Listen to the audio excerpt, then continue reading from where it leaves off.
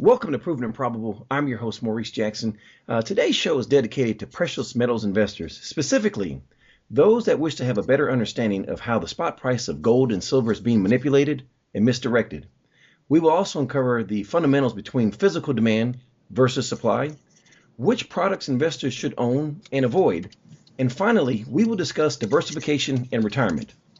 Joining me today to discuss these very important topics is the president and co-founder of Miles Franklin, which is dedicated to precious metals and global investment strategies, Mr. Andy Schectman. Thank you for joining us today, sir. It's my pleasure, Maurice. Thanks for having me. Andy, we're delighted to have you on today's show. For listeners that are new to precious metals, please share the vital services you offer investors. Well, our predominant service is servicing clients who wish to accumulate and store precious metals, whether it be domestically or internationally. We also write a free daily newsletter that we're very proud of, and Andy Hoffman and Bill Holter and my father contribute to the newsletter and put it out 5 days a week, and it's full of information and no cost to people who would like to check it out. Well, thank you for sharing that. For the investors that have been considering owning precious metals but still may not have committed, Andy, would you please discuss the value proposition before us, beginning with how investors have been and are being misdirected and manipulated? Yeah, well, I think, Maurice, that's really one of the key things to understand about what's going on with precious metals. And I guess you could even take it further than that into most commodities. I think that when you look at sports as an example, or chess or war, anything where there's an opponent, typically there's a form of misdirection involved. Whether you're talking about the point guard who throws the no-look pass, or the fake handoff to the left and the screen pass to the right, or flanking the pawn up one side and bringing your queen around the other side to call checkmate. The whole idea is to misdirect your opponent, to not be transparent in your movements. And I think those types of misdirections become accentuated when the stakes are as high as they are for precious metals and really all of the world's commodities. What I succinctly believe has been happening really since 2007 and 8, and this isn't just a gut feeling. I mean, I have what I think to be information, at least as far as supply is concerned in this industry, to back that up, and we can talk about that too. But my gut feeling has been that really since 2007, 2008, big money has been using the price of commodities, the misdirected price of commodities, to create a perception of reality that allows them to accumulate the world's commodities without any competition, really, at subsidized prices. The world uses, most of the world, in terms of gauging financial direction, uses technical analysis. And big money, when I say big money, I'm talking Chinese sovereign wealth funds, commercial banks. They have enough money through levered futures contracts to create a perception of reality. They lever the price down dramatically on all of the world's commodities through resistance levels and moving averages, which sell signals in the world of technical analysis. You get the Harry Dents of the world chiming in and saying, yes, technicals look bad. The markets are heading south, and cite all sorts of historical technical analysis examples as to why this be the case. And it creates a reality, a perception of reality in any case, that commodities are bad and equities are good. So the proceeds of these short sales, whether it be in precious metals or fossil fuels or base metals, the big money then comes in at subsidized prices and without competition and gobbles up all of the world's product at pennies on the dollar without anyone looking and seeing what they're doing. It's classic misdirection. If I want to buy a 100-ounce gold contract, Maurice, these days it doesn't cost me much more than $3,000.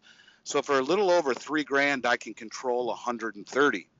And if you're a commercial bank with untold hundreds of millions of dollars and a whole lot more than that, by shorting the markets in all of these commodities and suppressing their prices and creating an environment where technicals look bad and fundamentals look bad, the big money they can come in and pick up the real product at pennies on the dollar without anyone noticing it.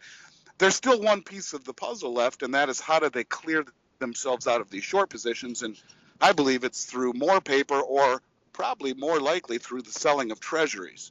If you're the Chinese, you use your dollars to short all of the world's commodities, to pickpocket all of the physical product that the world has to offer at pennies on the dollar, and then you slowly sell your treasuries to cover your shorts. And when you're out, when you're all out, when everything's said and done, you have accumulated the lion's share of everything from copper to platinum and everything in between, aluminum, steel, fossil fuels, you name it. They're all subsidized right now. They're all inordinately cheap. And they come in and they pick up all of these things without any competition at tremendously subsidized prices, and then paper cover their shorts. And they'll own all of the world's commodities. They'll be out of dollars. They wouldn't have let interest rates spike to kill them, and the dollar retains value through all of this. And so I think whether you're talking the Chinese or you're talking J.P. Morgan, who by Ted Butler's analysis has amassed over 600 million ounces of physical silver in their house account over the last 3 years, the largest physical position of silver in the world's ever seen, as the price has been moving down, or the large bullion banks also like Goldman Sachs, who recently have purchased, I believe, 3 tons of physical gold into their house account. Big money is using the misdirection of price to create a perception of reality that allows them to accumulate all of the world's physical product at pennies on the dollar, while the rest of us who listen to or follow technical analysis are being misdirected. And I do believe that a very high stakes game like this, Maurice, all the punches will be pulled, all the stops will be pulled out, and big money is doing all they can. And your mind's eye can wander as to who big money really is. But I do believe big money is shrewd enough to realize that you can't just accumulate all of the world's commodities and dump dollars to reposition yourself. You have to be much more shrewd than that, and that involves misdirection of price. And so really the only way that you win in this is to look at fundamentals. Don't look at price. Look at the fundamentals that are backing up the reasoning for buying gold and silver. Focus on the fundamentals, on the mathematics, on the economics, and do not focus on the price, because if you do, you'll be misdirected. On behalf of all of the listeners, Andrew, thank you so much for that clarification. I can see that at the micro level, because we didn't have what we term as strong hands and weak hands. And when someone comes new into precious metals, they see that the price goes down, but all the fundamentals say it should go up. The first thing they do is they liquidate their positions as if they're trading stocks. And I think you hit the nail right on the head there by you're giving us the macro picture of what really goes on. Here on Proven and Probable, we are concerned about currency devaluation, manipulation, and wealth preservation. Andy, for years, you've advocated for investors not to be misled on the current price of gold and silver. Is that because there's a bifurcation between the physical demand versus the actual supply? Yeah, and it's really the most unusual thing, Maurice.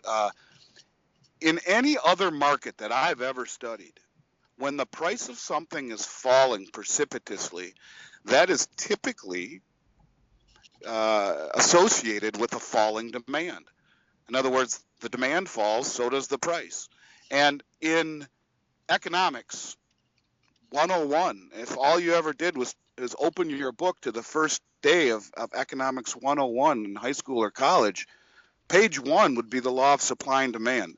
And that says as the price of something falls or the demand falls, the supply should increase. They move inverse of each other. Mm-hmm. And that's pretty much true of any market. You could think of a housing market. If all of the homes in your neighborhood were falling in price dramatically, you wouldn't assume that there's great demand for those houses. It's quite the opposite.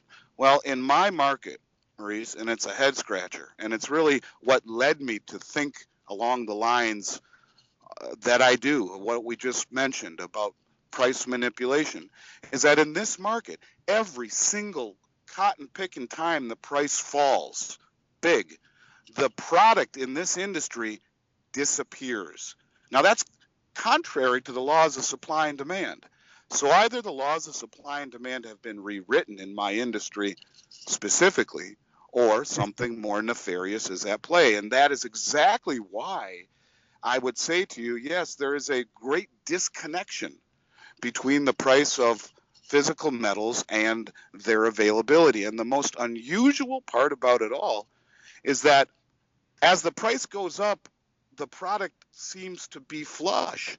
When the price goes down and gets hammered down, it disappears. And in 2008, it was the best example I can give you of this. The price of gold went from 1,000 to 700, and the price of silver went from 21 to 9 within a 1 week period.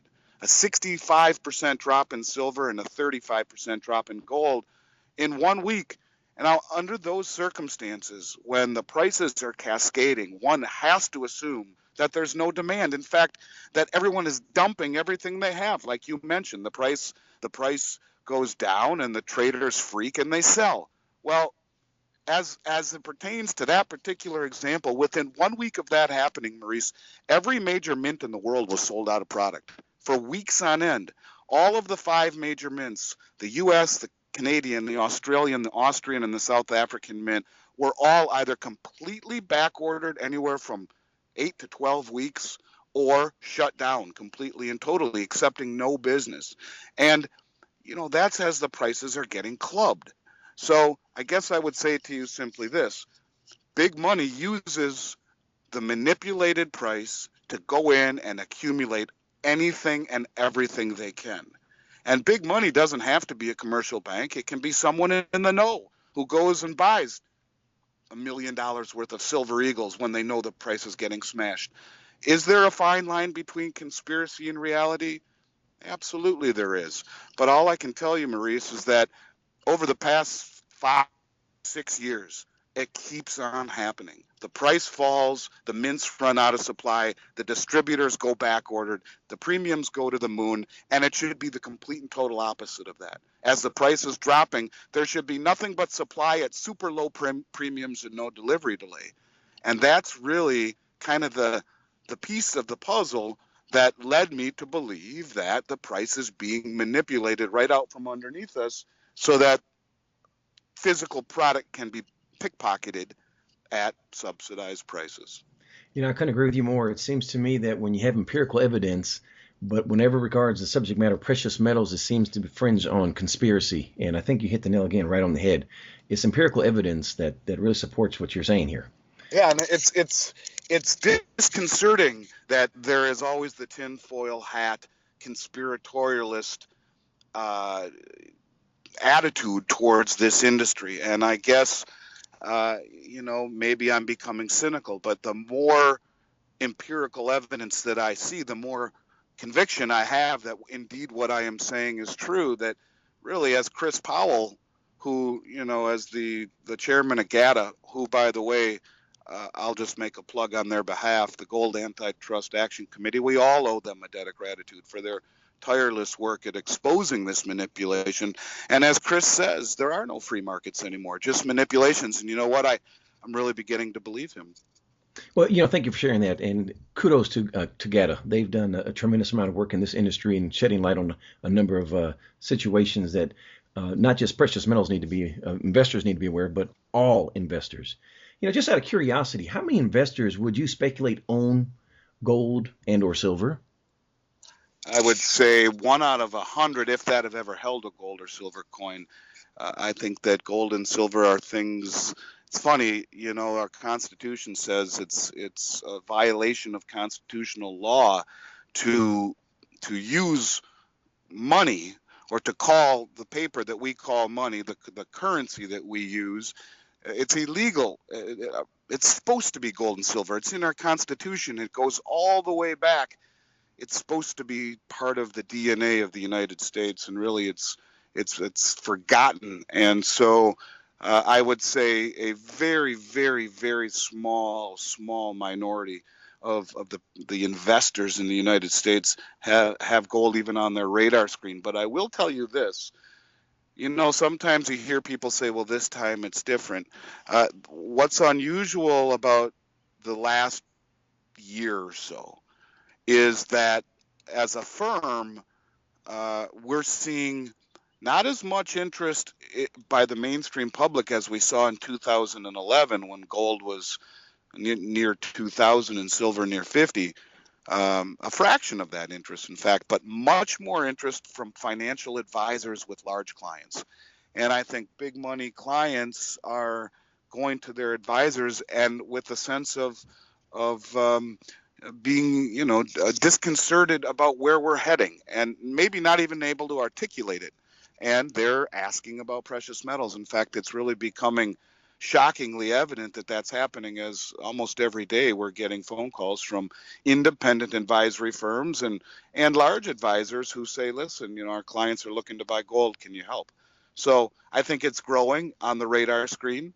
And but really, Maurice, as when you study investing, you'll learn something about called the little man rule, which basically says the little man never wins because he always is too late. He follows the big money after the big money has positioned themselves. And so, very much true to form, what we see right now are large orders from established clients or people trying to position themselves. In 2011, we were getting 200 phone calls a day as the price of silver and gold were, going to the moon. Small orders. Now we're getting very large orders from new clients and established clients, people who are looking to position themselves into, I guess, to protect themselves, Maurice, from what appears to be a scary time ahead. Agreed. You alluded to money and the Constitution. I just want to share for all investors that are new to precious metals. You were referring to Article 1, Section 10 of the Constitution, and as well as, if a lot of people aren't aware of this, that the 1792 Coinage Act defines a dollar as 371.25 grains of silver. So thank you for sharing that, because again, most financial planners, the world of academia, they don't mention that, and that tends to follow the investment philosophy that most of us have. Is we go into derivatives of money, which is currency, and then we get into paper assets, but we don't actually own money. And I always share with someone who's new to precious metals investing is if you can't do in quantity what we call the 1%, at least do in quality, which is owning the precious metals. And we'll get to that here shortly. Andy, there's a number of options, marketing and sales pitches made to precious metals investors. What are some of the pitfalls you see investors make time and time again? I think the biggest pitfall that I see in this industry really revolves around modern minted certified coins. The modern minted certified coins, to me, is akin to lipstick on a pig. And I think that, if you're looking to protect yourself, I guess the first thing you need to do really, Maurice, is define your motivation. And if your motivation is to protect yourself and your family from uh, whatever it is you see coming, politically, geopolitically, socially, morally, economically, you name it, I think if it is to protect, then it is about number of ounces that matter. And you stick with American Eagles, Canadian Maple Leafs, 1 ounce gold and silver bars. You stick with gold and silver bullion items from the primary major mints of the world, and you stay away from the modern minted certified coins. Now, when I talk about numismatics to me are coins minted in the United States prior to 1933. And there is room for numismatics in any portfolio. The brand new stuff that's certified, you'll never get your money out of it. 98% out of the time, you will never, ever, ever get your money out of buying MS-70 Gold Eagles or MS-69 First Strike Gold Buffaloes. It's just a marketing ploy. It's a total scam, 100%. And I look around me, and a lot of the competitors, the online competitors, sell that stuff at big premiums, and you think, well, in a world of that we're in, the bullion industry, where markups are razor thin, and you need to do a couple $100 million in sales a year just to make it. It's enticing to do that and to sell those coins, but I do not believe in drinking my own bathwater. And I think that in selling those coins, you're giving your clients really, you're pretty much tying both of their arms and one leg behind their back, and telling them to go walk 10 miles. It's not easy. And I think that if you're talking numismatics, yeah, the pre-33 numismatics, if you get them at a good price, there's room for that. But to me, that's the hot fudge on top of vanilla sundae. You start with a bowl of vanilla ice cream, and that's gold bullion and silver bullion. If you want some cherries and some hot fudge, that's fine, but you don't want to start with a bowl of hot fudge or a bowl of cherries. You start with a bowl of vanilla ice cream, and that's just simply sticking with the bullion. And at all costs, if it were me, I would avoid any modern minted certified coins. It's just not worth it. Thank you for sharing that and great analogies. One of the things that I tend to notice from someone who's doesn't know too much about precious metals investing, they'll go to the proxies, such as some of the ETFs, and that is not the same as owning the precious metal. There's nothing like it. So please, investors, be aware that owning an ETF is not the same. There are some exclusions to that, and those are some of the spot trusts, but those are different in their in how they're composed as far as their setup, because there actually is the metals actually retained there. But I'm referring to GLD and SLV. For those investors that believe that if they own those proxies, that they own precious metals, they do not. Well, Maurice, I'm glad you said that. If you have listeners out there who own those two funds, I implore them to read pages 6 through 12 of the prospectus titled Risk Factors, and read it again and again, slowly, and you'll be blown away by what you read. It's startling. And I did a presentation once where it was called GLD or the Real Thing, and in preparation I read the prospectus. And when I got to pages 6 through 12, I had to read it maybe 20 times. I couldn't believe what I was reading. And if you really took the time to read it, anyone who owned it would sell it immediately after reading those 6 pages, because what you'll see is a tremendous drive of the custodian to distance themselves from any and all liability. And it's startling, the things that you'll read in there. I'll just give you a couple quick points. For example, and I'm doing this from memory, one example is that the custodian has the right to use sub-custodians to hold the gold, but they're not responsible for the errors and or omissions of said sub-custodians. The custodian does not reserve the right to visit the premises of the sub-custodian where the gold is stored, and or if the gold does not meet that the sub-custodian is holding, if that gold does not meet London Good Delivery Standards, which is a 400-ounce gold bar, then they're not responsible for that either. So, in other words, if they had lead bars painted gold in their basement, which you couldn't come and see, it doesn't matter because the custodian is not responsible for it. So, in any case, it's one of these deals where I think that it's something well worth staying away from. And yeah, you're right. If you're going to buy paper or anything, in the land of paper, there is no comparison to the Sprott PHYS or PSLV. Absolutely. Thank you again. Switching gears here, let's discuss diversification. Whenever I hear financial planners talk about diversification, I get upset because to me, they mislead investors with sophisms sharing that mutual funds are diversification. As investors, we have 3 columns to which we can invest: paper, which is stocks, bonds, mutual funds, tax liens. That falls under the column of paper. And then you have real estate, and then you have commodities, i.e. precious metals. Being diversified is being in a minimum of 2 of the 3 of the aforementioned. Share with listeners how they can accomplish diversification by owning precious metals through Miles Franklin. Well, there's lots of different ways that we can help diversify a portfolio in precious metals. We can diversify it certainly through location. We have storage facilities in Montreal and in Vancouver. We have storage options in the United States as well, in North Dakota. We can help clients be diversified through different types of metal. And of course, we can also talk about the wisdom of owning mining shares in this industry. That's something you need to talk to a professional. And I would recommend wholeheartedly the brokers at Global, Sprott, and Carlsbad. They are the best in the business and can help anyone who's looking to buy mining shares add a little bit of diversification to their portfolio. And as a side note to that, Maurice, when I talk about diversification, and I would just like to mention this real quick, I think that broad diversification is more or less a tool invented out of fiduciary responsibility by financial advisors. I think that the key to investing, if I may be so, I don't know, blunt or that's not the right word. There really is no one key to investing. But for me, the key to invest is to identify the primary trend of the market.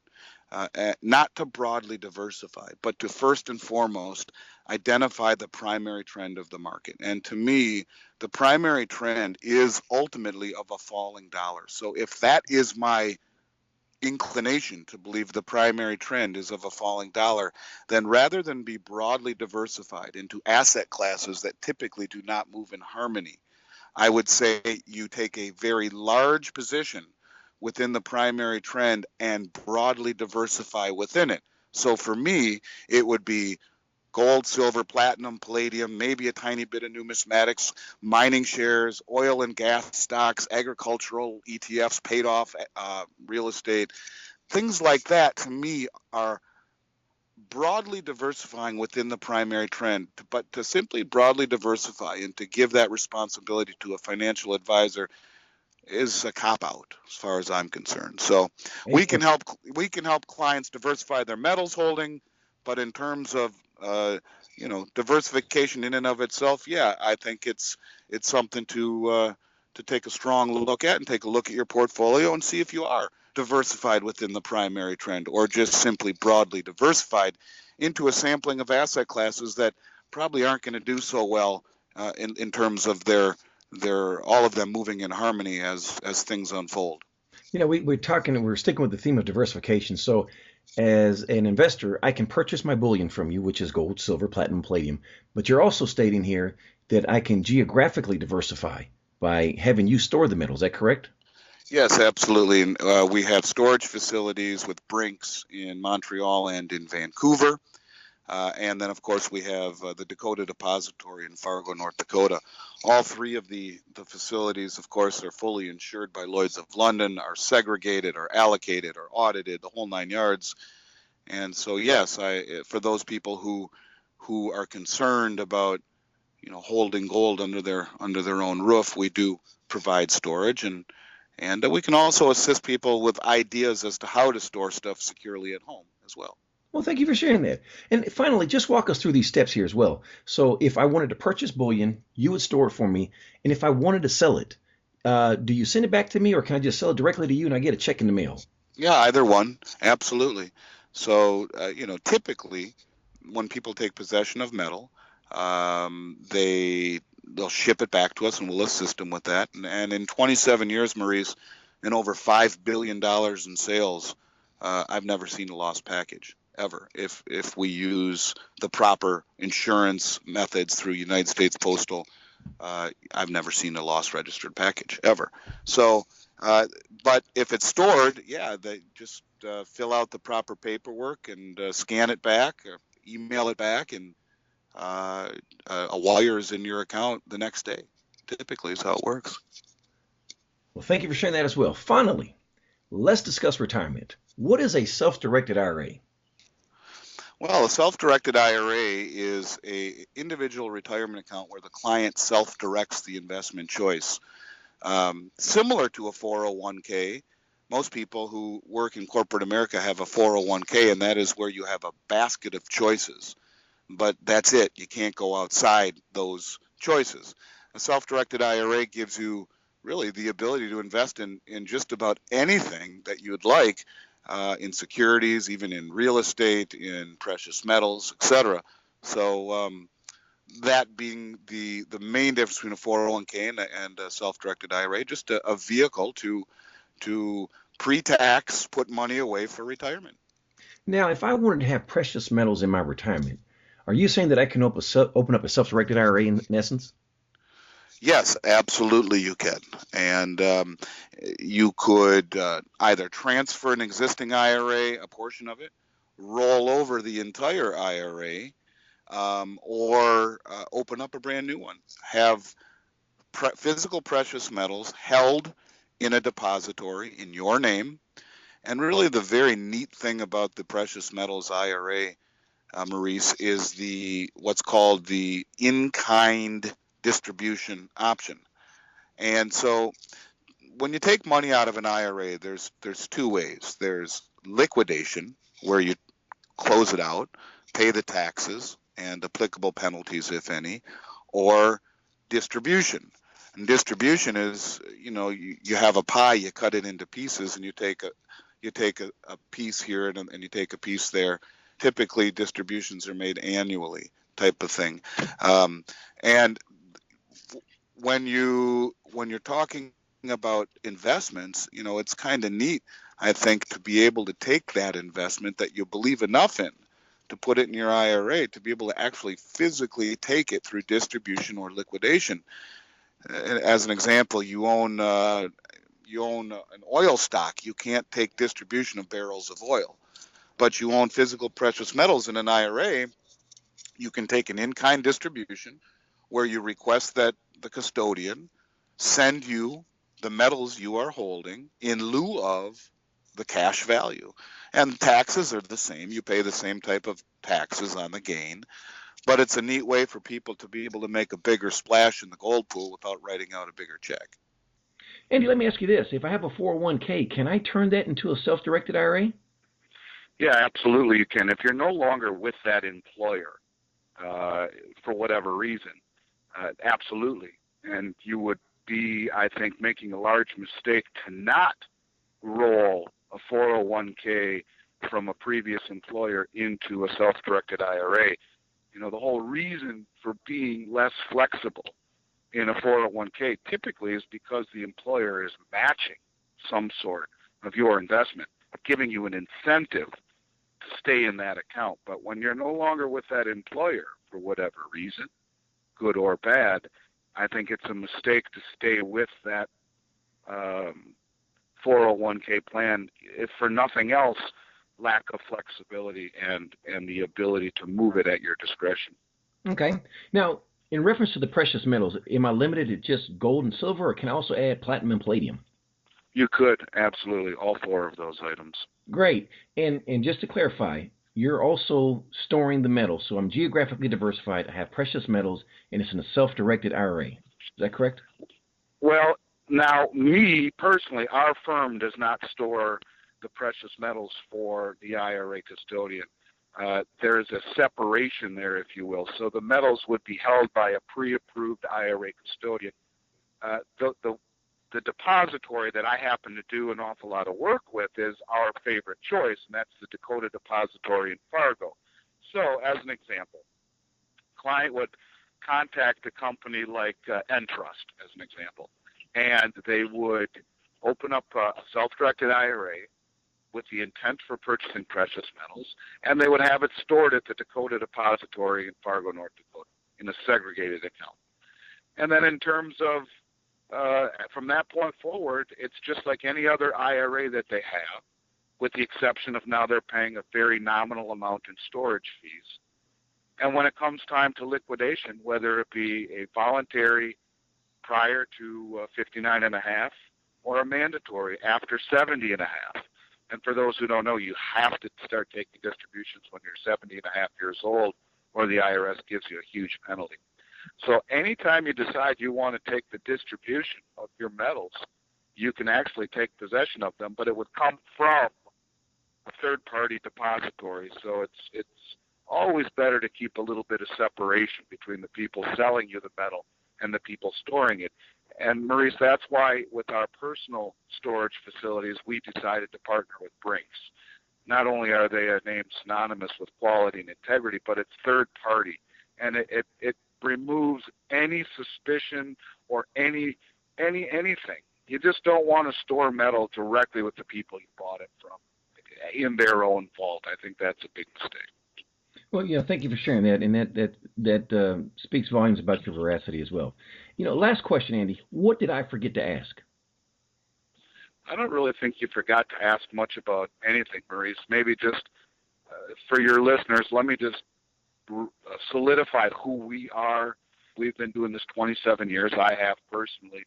My company is just south of $6 billion in sales, and we've never had a customer complaint, ever. We maintain an A-plus rating with the Better Business Bureau. We've never had a complaint on their complaint page, ever. In 27 years and $6 billion of sales, we haven't aggravated anyone enough to write a nasty comment online. We're very proud of that, something we take darn seriously. We're one of only 27 companies in the world on the U.S. Mint website as an authorized reseller of their product. We were nominated by one of the primary distributors 7 years ago. So in an industry, Maurice, that is federally non-regulated, we are very, very proud of our reputation and never having a customer complaint. 27 years and north of $5 billion in sales. And Minnesota, my home state as of last July, is now the only state in America that is regulating this industry. And most of the big companies, many of the big companies in the United States will no longer sell into Minnesota because they themselves, and I think it's telling, actually, because then they themselves would have to be subservient to the same somewhat onerous regulations that we are, namely a very large surety bond that is a guarantee that if anything that was misappropriated of funds or we disappeared or went bankrupt, there's a large surety bond in place to remunerate people. There's also background checks annually of every employee in my office, including the principals, annually. And the state of Minnesota would say if there's any type of felony related to financial services, you are ineligible immediately from working in this industry. And all sorts of compliance things that no one else in America has to abide by. So you put it all together, Maurice. In 27 years and a lot of business, we've seen a lot, and we've never had a customer complaint. And we're well respected in the industry.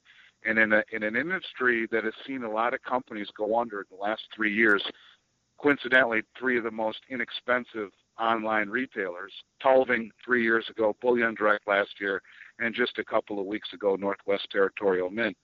In that environment where there seems to be a lot of things happening that aren't so great for the customer, the state of Minnesota has gone out of their way to protect and make sure that the clients are protected, and doing business with the company in Minnesota is well worth your time and effort in what is somewhat like the wild, wild west in this industry.